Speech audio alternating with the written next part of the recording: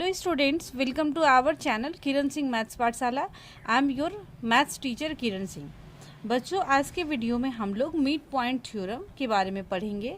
Mid point theorem इसे short में abbreviation के फॉर्म में MPT भी बोला जाता है। MPT, M for mid, P for point and T for theorem. ये हमारा चैप्टर 8 है एंड क्वाड्रिलेटरल का ये सबसे इम्पॉर्टेंट थ्योरम है। ये थ्योरम का स्टेटमेंट हमें बोलता है the line segment joining the mid points of the sides of a triangle. हमारे पास क्या है? The line segment joining the mid points of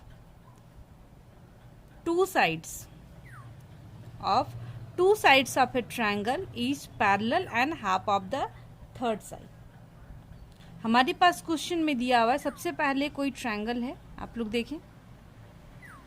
सबसे पहले हमारे पास एक ट्रायंगल दिया हुआ है, मान लेते हैं इस ट्रायंगल का नाम ABC है। इसमें क्या बोल रहा है? The line segment joining the mid points. एक ट्रायंगल में क्या दिए हुए? दो मिड पॉइंट्स दिए हुए हैं। मान लीजिए ये दोनों मिड पॉइंट्स हैं, दो साइड्स के मिड पॉइंट दिए हुए हैं। इसका नाम D है, इसका नाम E है। एंड इसको जो मिलाने वाला लाइन सेगमेंट है, इन लोगों को, इन दोनों पॉइंट्स को जो ज्वाइन करने वाला लाइन सेगमेंट है वो क्या है? Third side. ये मान लेते हैं हमारा फर्स्ट साइड, सेकंड साइड, ये थर्ड साइड। तो ये जो लाइन सेगमेंट होगा जो मिड पॉइंट्स को मिला रहा है वो थर्ड साइड यानी BC के पैरेलल भी होगा एंड BC के हाफ भी होगा। ये हमारा मिड पॉइंट का स्टेटमेंट बोल रहा है एंड हमें इसी को प्रूफ करना है। सबसे पहले क्या हमारे पास गिवन है? सबसे पहले हम लोग गिवन पार्ट को लिखेंगे। गिवन में हमारे पास दिया हुआ है ABC is a triangle. ABC is a triangle in which D is the midpoint. D हमारे पास क्या है? मिड पॉइंट है। D is the midpoint. D हमारे पास AB का मिड पॉइंट है। अगर ये मिड पॉइंट है, देयरफॉर हम लोग लिख सकते हैं AD इक्वल टू क्या होगा? DB होगा। AD इट मीन्स ये पार्ट इसके बराबर होगा। अब अगेन देखें हमारे पास क्या दिया हुआ है? E AC का मिड पॉइंट है। E is the mid point of AC। E किसका मिड पॉइंट है? AC का मिड पॉइंट है। देयरफॉर हम लोग लिख सकते हैं AE equal to EC। It means ये पार्ट जो होगा ये इसके बराबर होगा। हमें प्रूफ क्या करना है? टू प्रूफ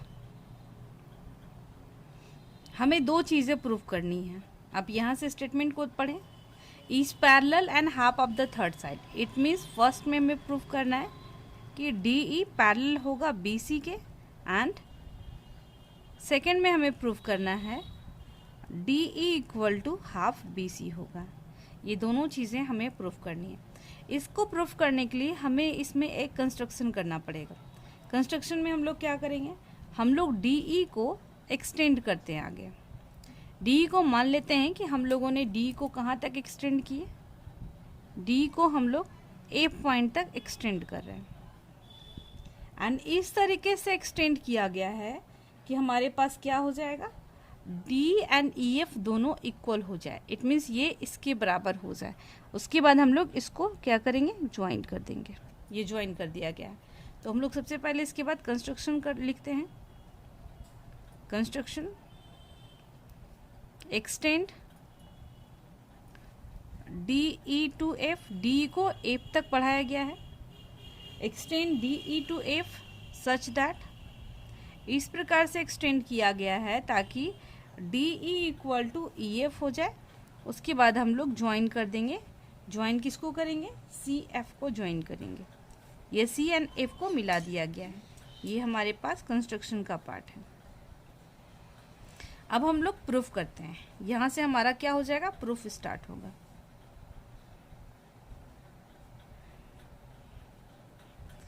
ये आप लोग देख रहे हैं, ये एंड E हमारे पास दो ट्रायंगल दिख रहे हैं ना। इन दोनों ट्रायंगल को हम लोग कॉन्ग्रुएंट करते हैं। लिख सकते हैं in triangle AED and triangle CEF। आप देख रहे हैं AED पहला ट्रायंगल है, दूसरा ट्रायंगल है CEF।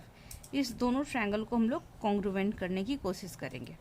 अब आप लोग देखें, ई मिड पॉइंट था ना, तो ए इक्वल टू ईसी हम लोगों ने गिवन में लिखा है, लोग लिख सकते हैं A E equal to E C, it is given. Next चीज़ जो हमारे पास दी हुई है वो क्या होगी, देख लें, ये एंगल एंड ये एंगल वर्टिकली अपोजिट एंगल होगा, लोग लिख सकते हैं therefore angle A E D equal to angle C E F, vertically opposite angles. And third चीज़ आप लोग देख रहे हैं, कंस्ट्रक्शन में हम लोगों ने लिखा है कि इस तरीके से आगे एक्सटेंड किया गया है कि डी एंड ई एफ दोनों बराबर है, तो हम लोग लिख सकते हैं थर्ड में D E equal to E F, it is by construction. Therefore हम लोग अब क्या लिख सकते हैं, therefore triangle A E D congruent हो गया ट्रायंगल सी ई एफ के। बाई कौन से क्राइटेरिया, बाई आप लोग देखें पहले साइड आ रहा है, ए ई साइड है, फिर एंगल आ रहा है, फिर साइड, पिक्चर में भी देखें पहले साइड एंगल साइड, तो हमारे पास क्राइटेरिया हो जाएगा एस ए एस, हमारे पास ये दोनों ट्रायंगल कॉन्ग्रुवेंट हो गए। अब आप लोग देखें, अगर दोनों ट्रायंगल कॉन्ग्रुवेंट हो गए तो एंगल, ये एंगल, इट मीन्स ये एंगल एंड ये एंगल इक्वल होंगे बाई सीपीसीटी से, हम लोग लिख सकते हैं therefore angle D A E equal to angle, हमारे पास हो जाएगा F C E by CPCT से इक्वल होंगे। अब हमारे पास इक्वल होंगे एंड सेकेंड चीज़ और होगी equal, A D equal to C F भी होगा and A D equal to C F भी होगा, ये भी बाई सीपीसीटी से। अब आप लोग देखें, ये एंगल एंड ये एंगल अल्टरनेट एंगल्स है ना, एंड अगर अल्टरनेट एंगल्स इक्वल हैं इट मीन्स ये लाइन इसके पैरेलल होगा, पैरेलल हैं तभी हमारे पास क्या होंगे, अल्टरनेट एंगल्स इक्वल होंगे। अब हम लोग लिखेंगे angle D A E equal to angle F C E, which are alternate angles।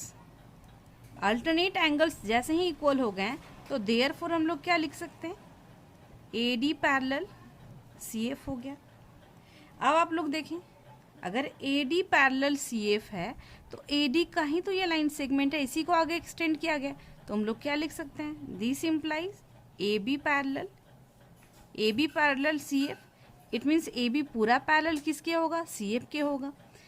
सबसे पहले हम लोगों ने प्रूफ किया A D parallel C F, अब A D parallel C F है तो ए बी पैरेलल भी सी एफ होगा एंड दिस इम्प्लाइज एक चीज़ और होगा, हमारे पास डी बी भी एफ सी के पैरेलल होगा, क्योंकि ये पार्ट भी तो इसी का भाग है, तो हम लोग लिख सकते हैं D B parallel F C. अब हमारे पास क्या हो गया, D B parallel F C हो गया, तो आप लोग देखें ये D B parallel F C हो गया एंड सेकेंड चीज़ हमारे पास एक चीज़ और दी, मैं यहाँ लिख रही हूँ, आप लोग देखें इसको, एंड इसके बाद ये होगा एंड हमारे पास एक चीज़ और दी हुई है, ए डी इक्वल टू, क्या हम लोगों ने लिखा है, A D equal to D B, आप लोग देखें ये गिवन में दिया हुआ था, A D equal to D B, and अभी जस्ट आप लोगों ने प्रूव किया कि A D equal to C F भी होगा and A D equal to C F. आप लोग देखें ए डी जो है वो डी बी के बराबर भी है and A D C F की भी बराबर है, तो दिस इम्प्लाइज हम लोग क्या लिख सकते हैं, अगर ये तीनों आपस में इक्वल हैं it means D B equal to C F भी तो होगा। एंड किसी भी क्वाड्रिलेटरल में अगर एक अपोजिट साइड्स का पेयर, ये देखें डी बी पैरेलल भी सी एफ के and D B equal to भी सी एफ है, तो देयरफॉर क्या हो जाएगा, डी बी सी एफ एक पैरेललोग्राम होगा। तो हम लोग लिख सकते हैं in quadrilateral B C F D में क्या है, D B parallel F C and D B equal to F C है, therefore B C F D is a parallelogram.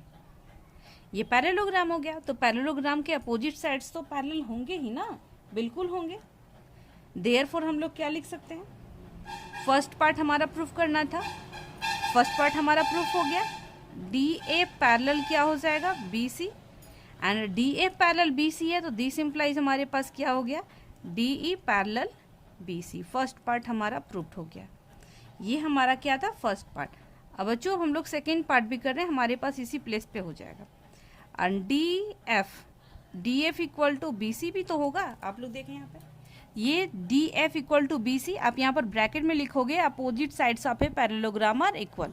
Parallelogram के अपोजिट साइड्स क्या होते हैं? इक्वल होते हैं, इसीलिए D F equal to B C होगा। एंड डी एफ के प्लेस पे हम लोग का देखें, डी एफ के प्लेस पे क्या लिख सकते हैं? D E plus E F equal to B C लिख सकते हैं ना। देखो D E and E F को ऐड करेंगे तो डी एफ आएगा, बिल्कुल आएगा। अब आप लोग देखें, कंस्ट्रक्शन में हम लोगों ने लिखा है कि डी एंड ई एफ दोनों इक्वल हैं। कंस्ट्रक्शन में आप लोग देखें D E and E F दोनों इक्वल हैं, तो हम लोग D E plus D E लिख सकते हैं इक्वल टू बी सी। अब ब्रैकेट में यहाँ पे लिख सकते हो, सिंस हमारे पास डी ई इक्वल टू क्या है? ई एफ है। अब आप लोग देखें two D E equal to क्या हो गया? बी सी हो गया। This implies D E equal to half B C. ये भी हमारा क्या हो गया? प्रूव्ड हो गया। बच्चों इस तरीके से हमारा ये मिड पॉइंट थ्योरम है, ये किसी भी एग्ज़ाम के लिए बहुत ही इंपॉर्टेंट क्वेश्चन है। आई होप आपको अच्छे से समझ में आया होगा। Thanks for watching me.